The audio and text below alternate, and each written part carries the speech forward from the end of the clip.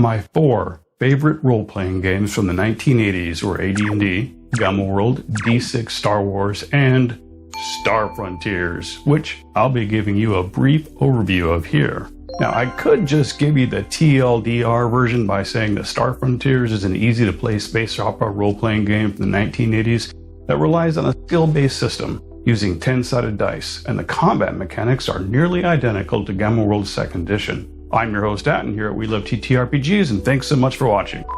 But if you'd like to know more, stick around. If you're a fan of Starfinder, you most certainly would have loved Star Frontiers. Though mechanically very different from Starfinder, the feeling from playing both games is so similar, I'm sure somebody on the Starfinder development team had to have been at least somewhat influenced by this classic game. And if you're a fan of Star Frontiers, there's a good chance you may have also been a fan of the Galaxy Rangers, a fantastic cartoon from the 80s that I was probably too old to have been watching, but it was great and unfortunately never received the critical acclaim it deserves. Star Frontiers Adventures takes place in an area of space called the Frontier Sector, or simply the Frontier. Within this enormous region of deep space, you'll find many planets. Some of these planets have been claimed and settled exclusively by one of 4 main playable alien species, while others have a mixed population. There are also at least 21 unexplored star systems that could have habitable or inhabited planets. There are many moons, asteroid belts, and uninhabited planets that are largely ignored in the day-to-day business of earning a living in the frontier. These areas could host alien treasures or rich deposits of precious metals and gems. Because they are isolated, these spots quickly become hiding places for outlaws and space pirates. Even many of the settled planets themselves are not fully explored.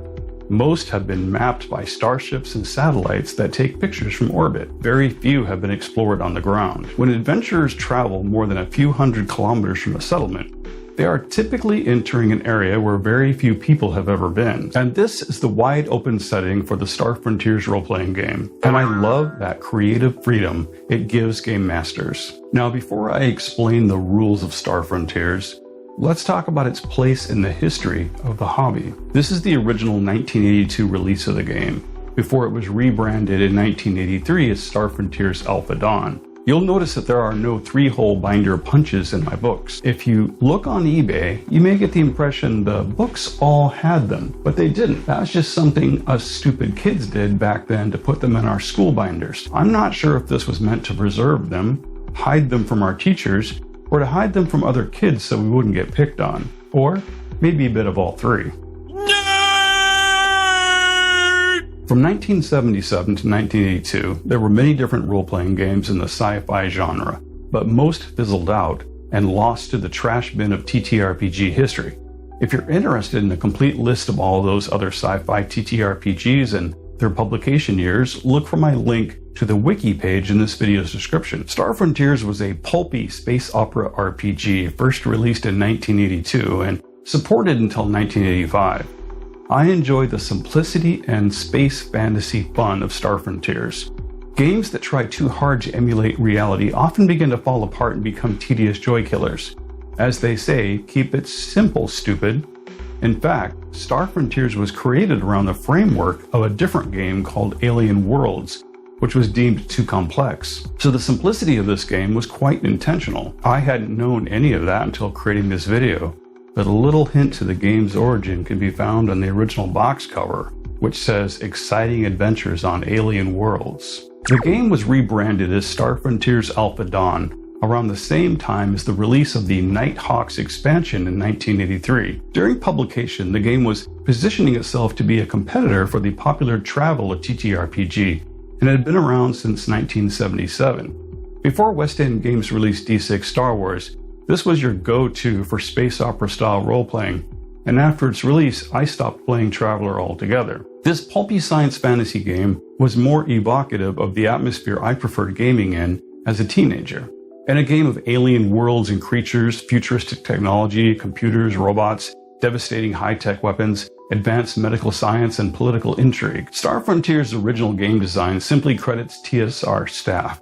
Edited by Steve Winter. In Dragon Magazine number 96, in the Ares section at the back, we are told David Zeb Cook was one of the original designers of the Star Frontiers game. The name of the late great Tom Moldvay appears on several official adventures. Additional notable credits for this game include the very accomplished Douglas Niles, whose very first game design assignment was the Nighthawk rules for Star Frontiers, and Ken Rolston, who is credited on several of the published adventures. There are other names, but those stand out. Star Frontiers was really innovative, very colorful, and full of atmosphere.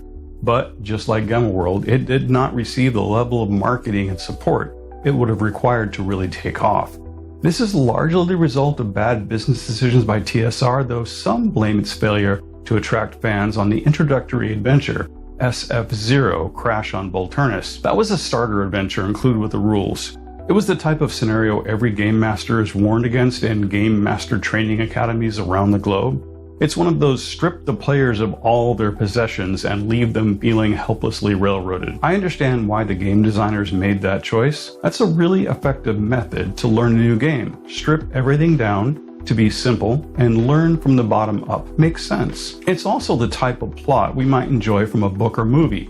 But gamers can easily become frustrated feeling helpless. In 1986, Zebulon's Guide to Frontier Space by Kim Eastlund was intended to be the first of 3 books for a new edition of the game. In 1998, Alternative Frontiers by Steve Bartel appeared in Dragon Magazine Annual No. 3.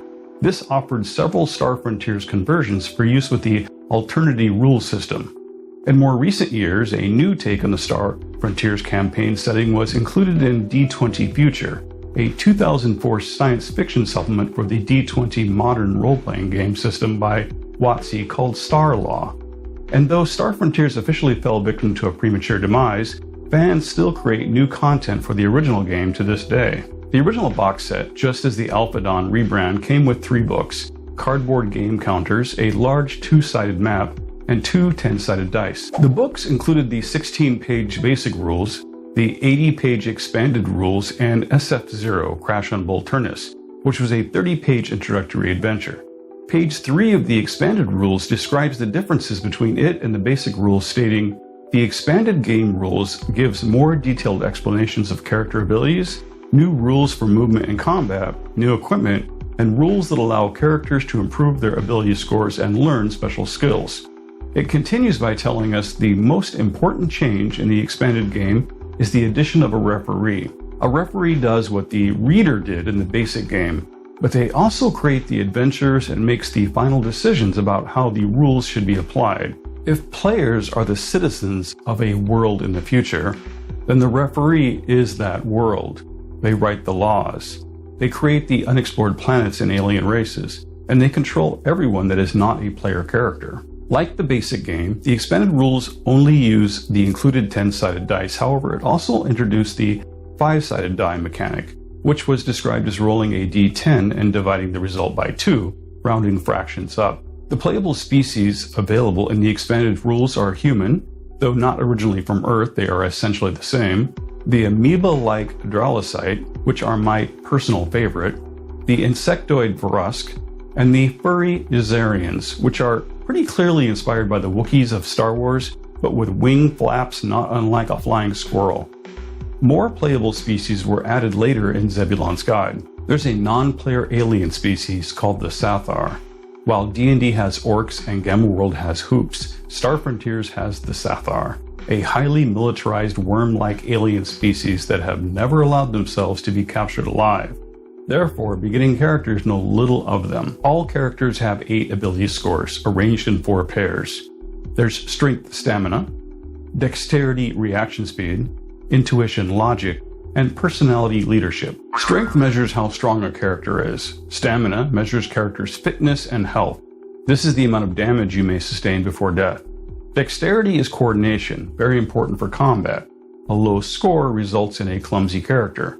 Reaction speed measures a character's reflexes. A character divides the reaction speed by 10 to determine their initiative modifier. Intuition is self-explanatory. A character with a high intuition is more likely to make decisions based on hunches. Logic is the opposite of intuition, and characters with a high score make good scientists. Finally, there is personality and leadership. These are pretty self-explanatory and used in social interactions. To determine each characteristic, the player rolls percentile die and matches the result to the ability score table. Then, unless you are playing a human, ability scores are adjusted based on your species using the ability modifier table. From this, we see some species have higher averages in some areas while possessing deficits in others. If the character is a human, the player can add 5 points to any one ability score. These points apply to only one ability, not to both in the pair. Next, the player may modify their ability scores by subtracting points from one and adding them to the other in that pair.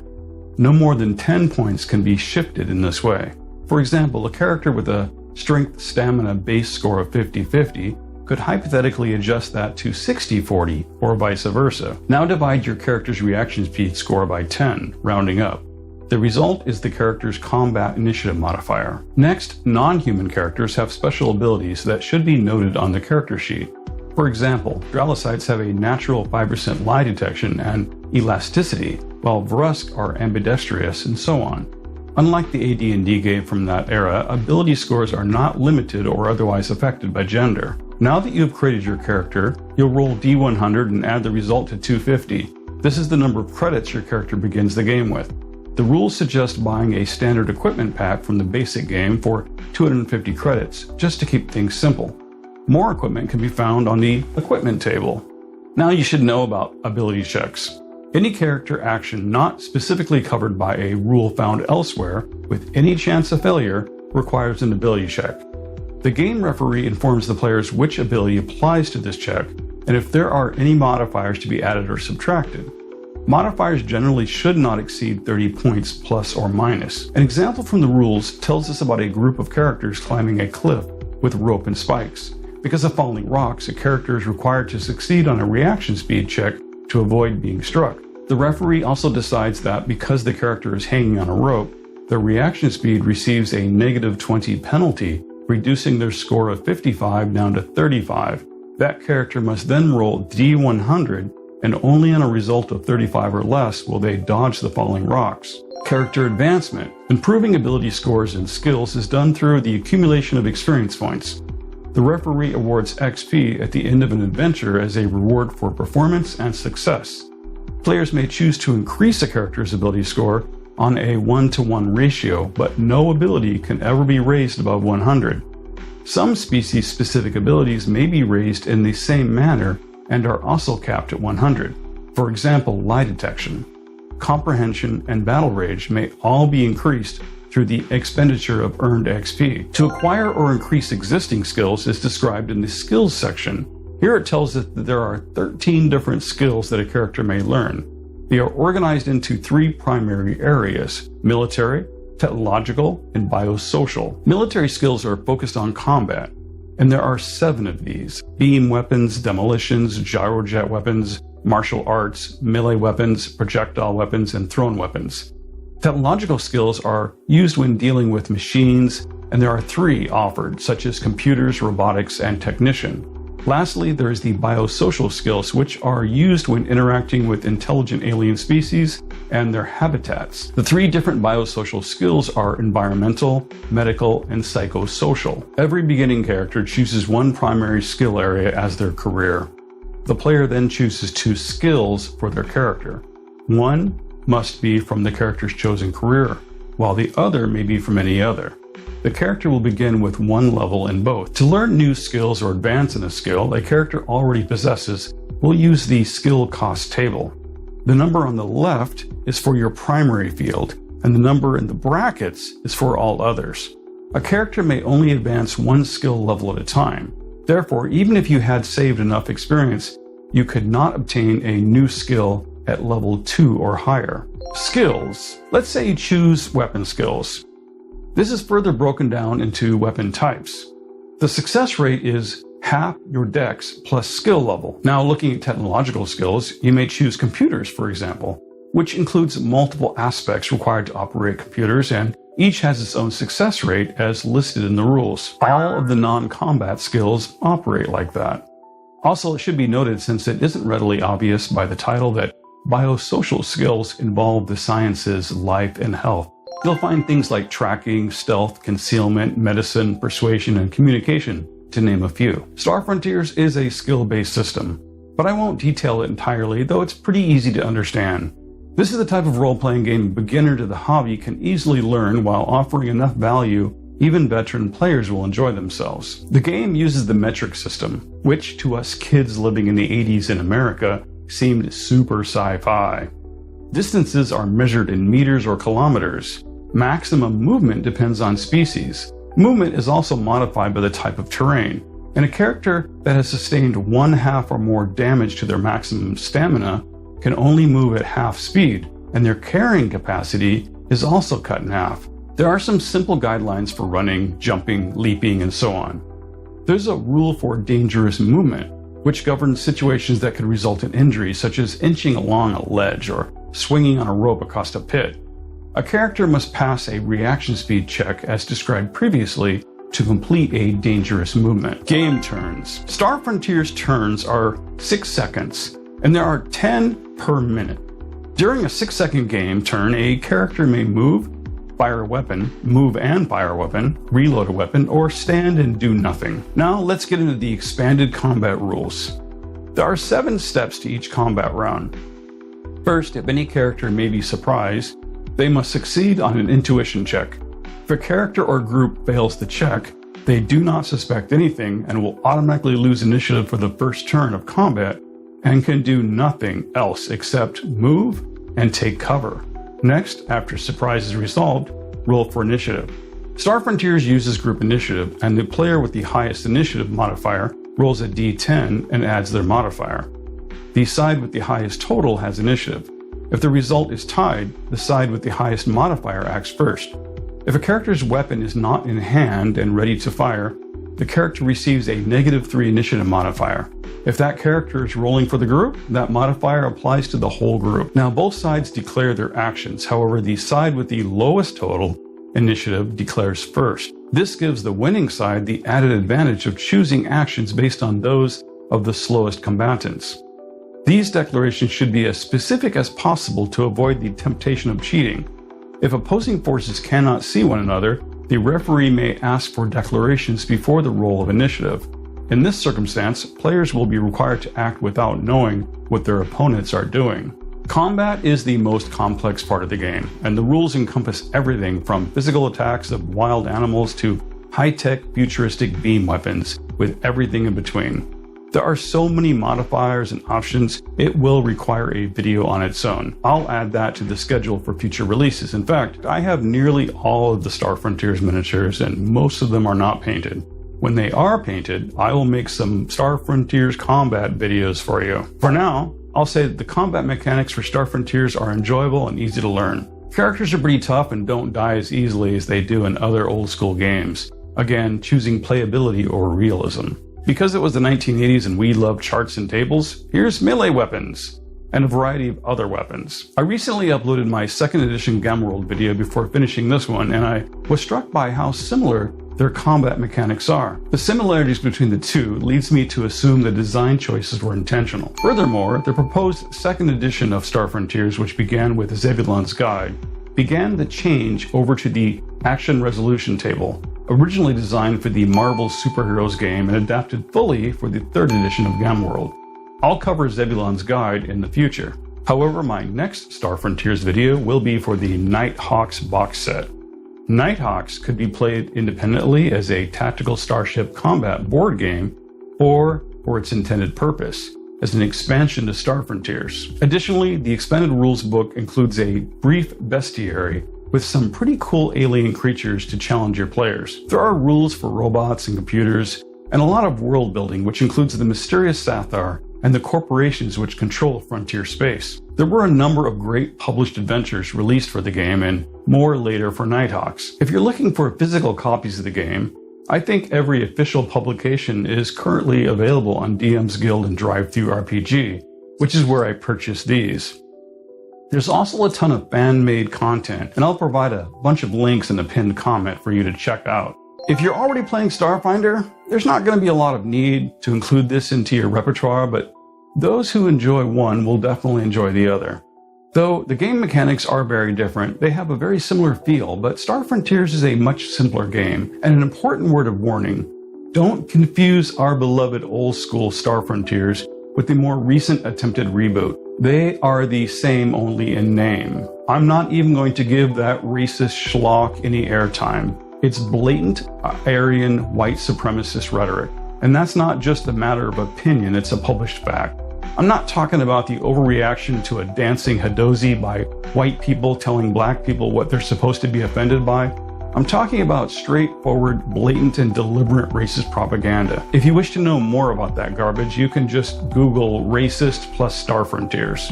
I spent a lot of time making my second edition Gamma World video, and it was kind of a flop, so I'm being cautious now about how much detail and depth I go into when describing my favorite old school games. If you wish to know more about Star Frontiers, let me know in the comments.